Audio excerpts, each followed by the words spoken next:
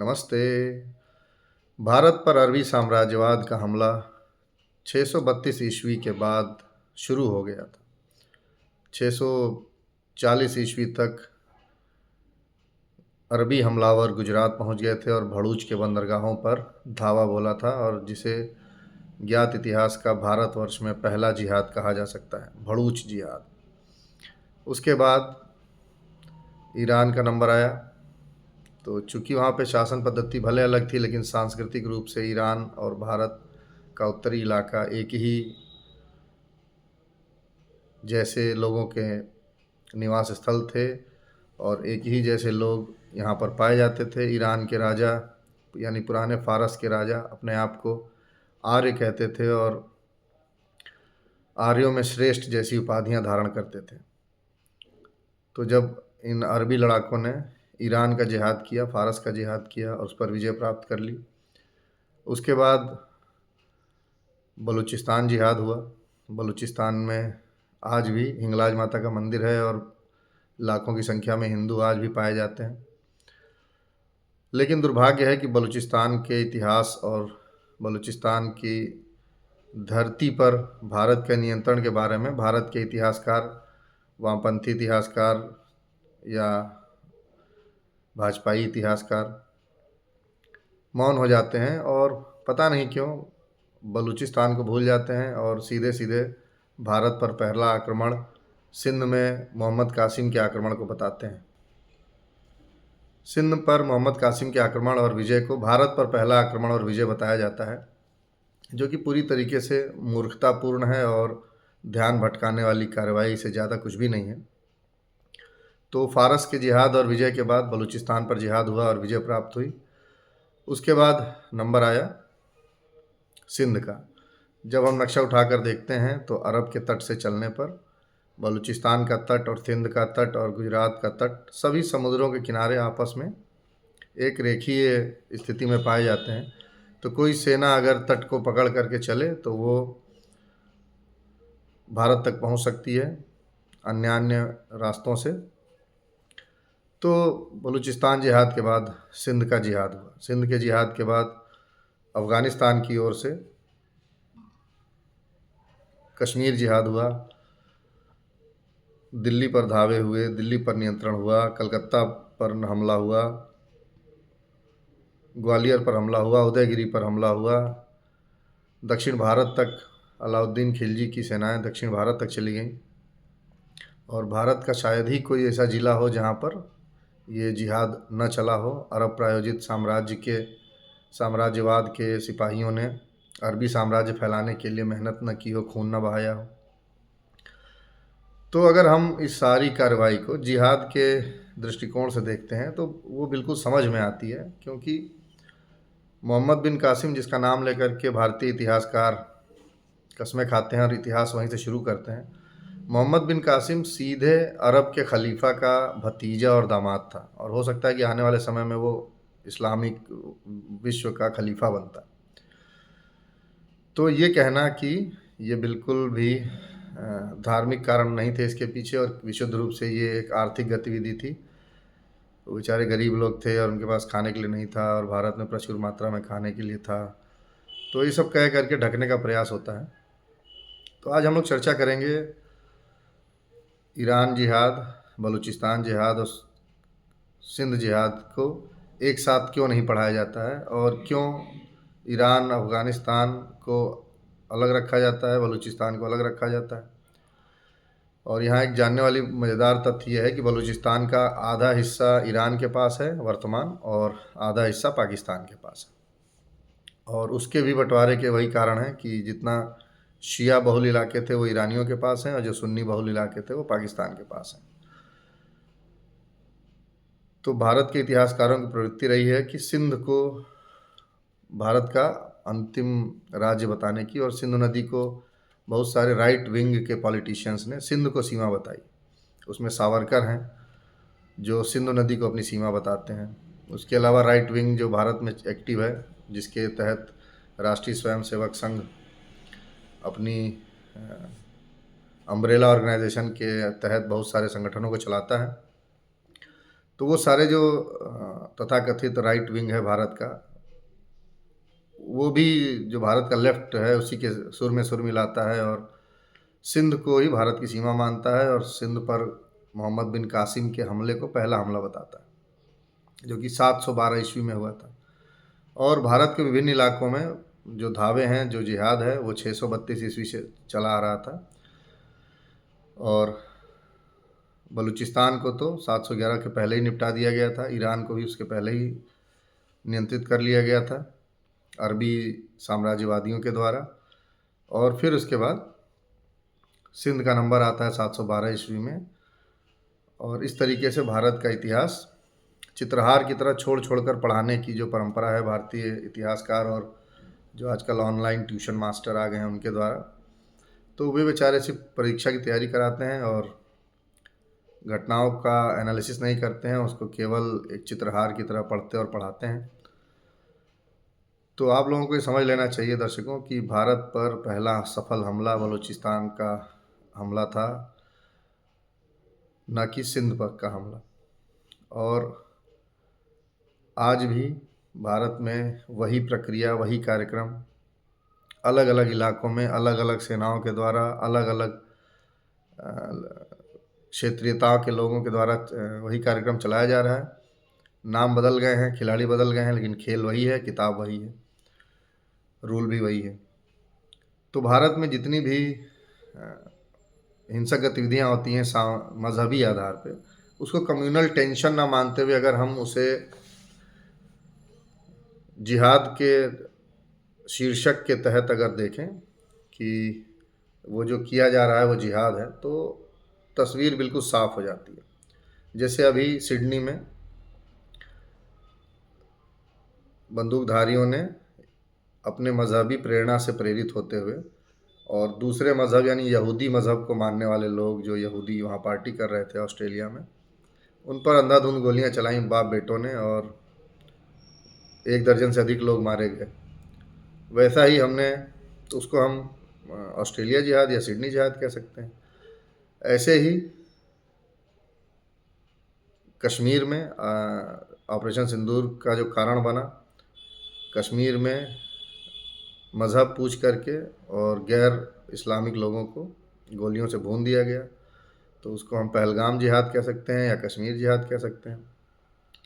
उसके बाद आप आइए दिल्ली जिहाद पर। दिल्ली में अभी कुछ दिनों पहले जिहादी संगठनों की विचारधाराओं से प्रेरित डॉक्टरों ने 3.5 क्विंटल से ज़्यादा विस्फोटक जमा किया, उसका विस्फोट किया और उसमें भी काफ़ी लोग मारे गए। ऐसे ही भारतवर्ष में हर कोने में, चाहे असम में जनसंख्या बढ़ाना और अपना गांव छोड़ करके, अपना मोहल्ला छोड़ करके, अपना देश छोड़ करके, अपने परिवार और रिश्तेदारों को छोड़ करके भारत में आके बसना, यहाँ गरीबी की स्थिति में जीवन यापन करना और इसे अपने मज़हब के रास्ते में सबसे बड़ा कृत्य मानना, ये कोई मामूली बात नहीं है और कोई साधारण लोग इसको नहीं कर सकते हैं।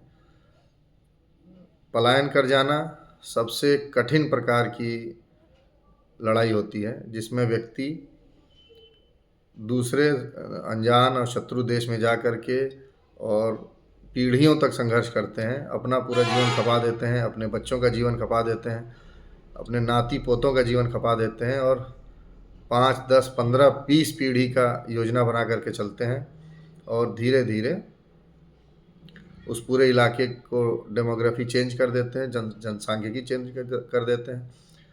उससे होता यह है कि कोई सेना चाहे कि हम पूरा इलाका साफ कर दें तो उसको लाखों लोगों की हत्या करनी पड़ेगी। तो ऐसा कठोर निर्णय लेना सबके लिए संभव नहीं होता है, जैसा म्यांमार की सेना ने किया।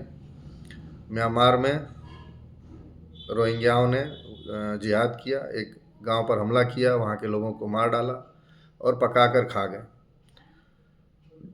जब ये बात सेना को पता चली, वहाँ के लोगों को पता चली, तो उन लोगों ने उनका समूल नाश कर दिया और उनका पूरा गांव उजाड़ दिया, पूरा इलाका साफ कर दिया और आज रोहिंग्या जो है केवल अपने मूल स्थान को छोड़कर पूरी दुनिया में पाए जाते हैं।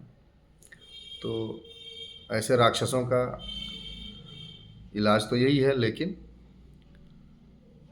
पड़ोसी देशों के हस्तक्षेप और युद्ध और धमकी का जो कूटनीतिक प्रभाव होता है उसका इस्तेमाल करते हुए बड़ी कार्रवाइयों से रोका जाता है। तो भारतवर्ष में या दुनिया भर में ऐसे हाईली मोटिवेटेड लोग शरणार्थी के रूप में इन्फिल्ट्रेट करते हैं और 10 पीढ़ी की योजना बनाकर जाते हैं और अपना जन्नत का टिकट पक्का कराना चाहते हैं ऐसा करके।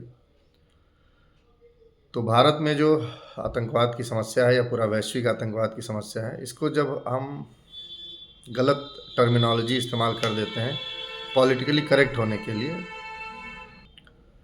तो समस्याएं बढ़ने लगती हैं।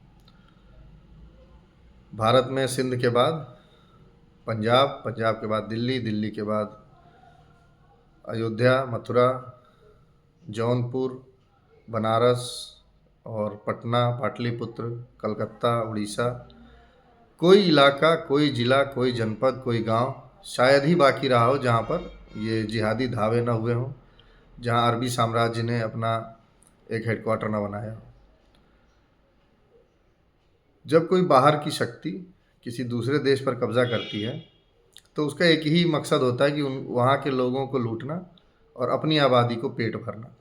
क्योंकि जो शाह खर्ची की व्यवस्थाएं होती हैं, जो बड़ी सेनाओं के वेतन होते हैं, जो पेंशन होती है, कोई भी समाज जो आत्मनिर्भर समाज है और अपनी ज़रूरतों के लिए दूसरों को लूटने में विश्वास नहीं करता है, वो कभी भी बड़ी सेना का गठन नहीं कर सकता है, क्योंकि उसे पता है कि उनका वेतन और भत्ते हमको अपनी जेब से देने होते हैं और वेतन और पेंशन इतना बड़ा बोझ होता है कि उसके लिए फिर ज़रूरी हो जाता है कि दूसरे देशों पर नियंत्रण किया जाए और उनके श्रम का दोहन किया जाए, उनको खाया जाए और अपने शरीर का वजन बढ़ाया जाए। तो जब भी किसी देश में विलासिता बढ़ जाती है और आत्मनिर्भरता कम हो जाती है और लोग भूख से पागल हो रहे हों, तो उनके दिमाग में कोई भी जहरीली विचारधारा डाल करके और दूसरे का माल लूटकर अपना जीवन निर्वहन करने की बात को बहुत आसानी से डाला जा सकता है। भारत में जितने भी अतीत में सांप्रदायिक हिंसाएं हुई हैं, सांप्रदायिक हिंसा की घटनाएं हुई हैं, उन्हें अगर हम अरबी साम्राज्यवाद और जिहाद के रोशनी में देखेंगे तो हमको ज़्यादा बढ़िया समझ में आएगा। वर्तमान पाकिस्तान के सारे बौद्धिक लोग, एकेडमिक लोग, पत्रकार, सेनाध्यक्ष, राजनेता सब मानते हैं कि पाकिस्तान कोई देश नहीं है, वो एक युद्ध भूमि है और उसका निर्माण गजवाए हिंद के लिए हुआ है। और भारत के लोग बैठ करके दिल्ली के स्टूडियो में पाकिस्तानियों को विकास के भाषण देते हैं। अरे भाई, उनका जन्म देश बनाकर उसको शासन करने के लिए नहीं हुआ है, उनका जन्म युद्ध भूमि तैयार करने के लिए हुआ है। वो एक गैरिसन ग्राउंड है। तो जब सामने वाला कह रहा है कि मैंने गैरिसन ग्राउंड बनाया है, तो हमारे भारत के लोगों को क्यों ये महान बनने की चुल्ल मची रहती है कि वो अपनी तरफ से ही घोषित करते हैं कि ये केवल आर्थिक समस्या है, ना कि मजहबी समस्या है, सांप्रदायिक समस्या है। तो आप लोगों को ये ध्यान रखना चाहिए कि भारत पर जो पहला सफल हमला था सिंध के प्रांत पर अरबों द्वारा, ऐसा जो पढ़ने की जो प्रवृत्ति है वो सभी जगह पाई जाती है और इससे हमें बाहर आना चाहिए और इतिहास जैसे पढ़ना चाहिए, सच्चाई से पढ़ना चाहिए। और ये ऐसा ही बतियाने वाले लोग, चूँकि 712 ईस्वी से पहले सीधे सीधे खलीफा का परिवार, सीधे सीधे खलीफा लूट में शामिल होते थे, मारकाट में शामिल होते थे। और 712 ईस्वी में जो सिंध का जिहाद था वो खलीफा के अपने भतीजे, सगे भतीजे और दामाद मोहम्मद बिन कासिम ने किया था। तो उस मज़हब के नेता और मज़हब की भूमिका को अंडरमाइन करने के लिए, उसको छुपाने के लिए, उनके बाद के जो परवर्ती काल के जो आक्रमणकारी है उन पर फोकस किया जाता है और उनको भी गाजी और जिहादी ना कह करके उनको केवल नॉन स्टेट एक्टर्स कह दिया जाता है और कह दिया जाता है कि वो तो डकैत था और ऐसा था वैसे था, उसका इस्लाम से कुछ लेना देना नहीं है, उसका अरबी साम्राज्य से कुछ भी लेना देना नहीं है। और महमूद गजनवी अपने आप को गाज़ी कहता है, इस्लाम का सिपाही कहता है और सारे मोमिनों का रखवाला कहता है। मोहम्मद गौरी भी अपने आप को गाज़ी कहता है और सारे मोमिनों का रखवाला कहता है, उम्मत का रखवाला कहता है। अपने आप को बड़ी बड़ी पदवियाँ देते हैं। तो चाहे 632 ईस्वी से लेकर 712 ईस्वी तक खलीफा के परिवार द्वारा सीधे लूटमार हो, या फिर 712 ईस्वी के बाद तुर्की और अफ़गानिस्तान में खलीफा के नौकरों के द्वारा भारत पर किया गया हमला हो, इन सबको एक ही चित्र के अलग अलग अंश के रूप में देखने से पूरा चित्र समझ में आता है। और खलीफाओं का हमला यानी कि 632 से 712 के जो हमले थे उनको, और जो महमूद गजनवी और मोहम्मद गौरी जैसे चिंटुओं के हमले थे वो, उनको जब आप अलग अलग कर देते हैं तो फिर कहानी में घालमेल हो जाता है। और भारत में लाख बुराइयां रही हों, यहाँ वर्ण व्यवस्था रही हो, जाति व्यवस्था रही हो, बौद्ध और ब्राह्मणों का संघर्ष रहा हो, तो इस संघर्ष से किसी को इस बात का लाइसेंस नहीं मिल जाता है कि वो भारत में इन्फिल्ट्रेट करे और लोगों को मारे काटे, और न बौद्ध को बौद्ध रहने दे और न हिंदू को हिंदू रहने दे, सबको लेके इस्लाम में कन्वर्ट कर दे। तो कन्वर्ट क्यों करते थे? कन्वर्ट इसलिए करते थे कि साम्राज्य को स्थायी रखना है, और अगर लोग लॉयल नहीं रहेंगे, फेथफुल नहीं रहेंगे, तो कभी भी विद्रोह हो सकता है और कभी भी चलो पलटाई का नारा लग सकता है। इसलिए कन्वर्जन बहुत ज़रूरी था, और उन तरीक़ों से कन्वर्जन जो भारतीय समाज में स्वीकार नहीं है।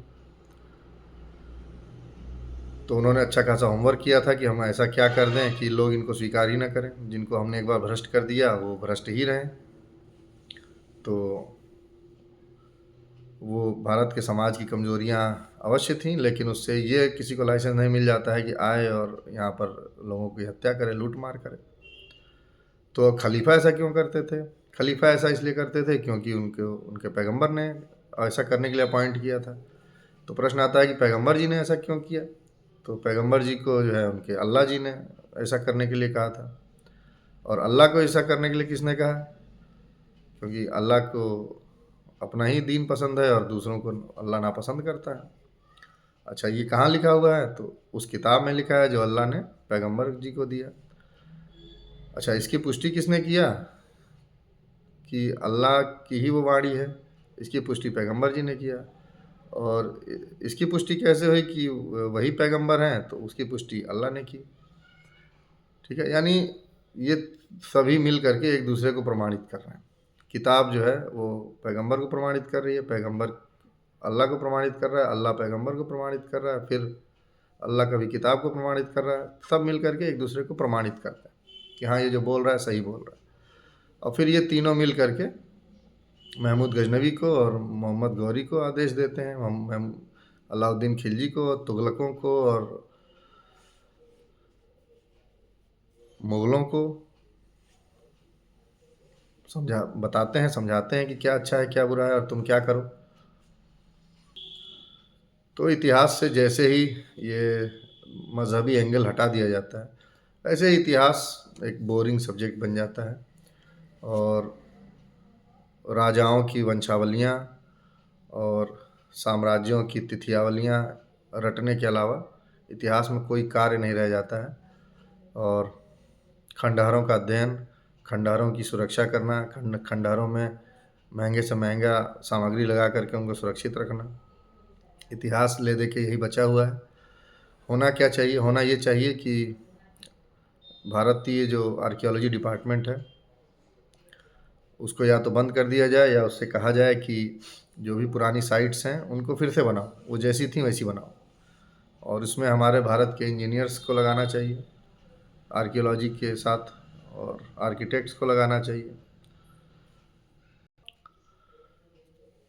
खैर, तो आर्कियोलॉजी वाले बेचारे अपना काम कर रहे हैं, वो उनको खंडहरों को लिपापोती और मरम्मत का कार्य दिया जाता है, और उसमें वो कोई मिट्टी का बर्तन पा जाते हैं टूटा हुआ, तो उसको देख करके उनको आसमानी इल्हाम होने लगते हैं कि हाँ, ये जो मटके का टुकड़ा है ये कैसे फूटा होगा। ज़रूर किसी आर्य ने अपने घोड़े से फोड़ के, टाप से मार करके, और किसी मूल निवासी का घड़ा तोड़ दिया होगा, ये उसी के टुकड़े हैं। तो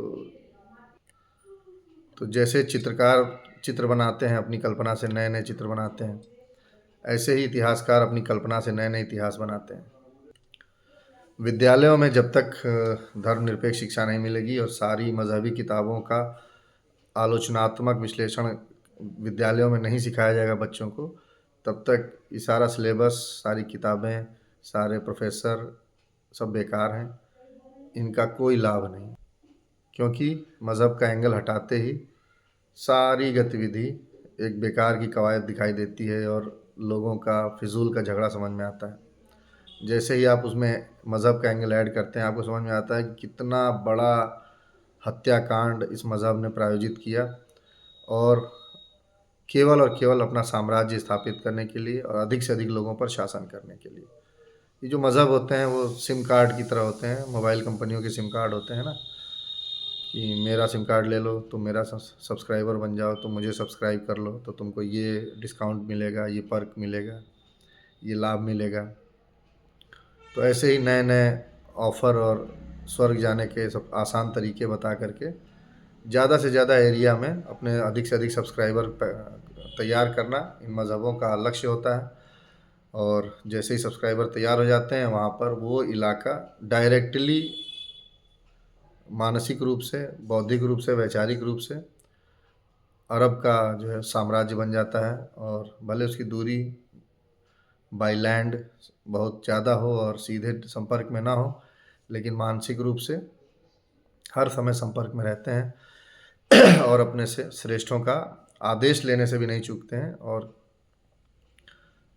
जो जिनके दिमाग में थोड़ा अधिक केमिकल लोचा हो जाता है, पागलपन की स्थिति जिनके थोड़ा अधिक हो जाती है, वो फिर दिल्ली के लाल किले के सामने जैसे ब्लास्ट हुआ, वैसे ब्लास्ट करके और अपनी जान देकर भी काफिरों की जान लेने में संकोच नहीं करते। तो ये जो आज का हमारा चर्चा का बिंदु था, विषय था, वो ये था कि लोगों को ये बताना, समझाना कि सिंध भारत का बॉर्डर नहीं था भाई साहब, बलूचिस्तान भारत का बॉर्डर था। और सिंधु नदी हमारी सीमा नहीं थी, सिंधु नदी के उस पार भी हमारे ही लोग रहते थे। उसके लिए एक अच्छा सा भूगोल का नक्शा उठाइए और देखिए कि गुजरात से बलूचिस्तान की दूरी ज़्यादा है या गुजरात से असम की दूरी ज़्यादा है। तो आपको समझ में आएगा कि गुजरात से ईरान जाना, बलूचिस्तान जाना ज़्यादा आसान और सुविधाजनक है, बजाय गुजरात से नागालैंड और सिक्किम जाने के। तो सभी हमारे इतिहास के विद्वानों से निवेदन है कि कृपया इतिहास को इतिहास की तरफ पढ़ाएं और उसे अपने कल्पनाओं से बदलने का प्रयास न करें।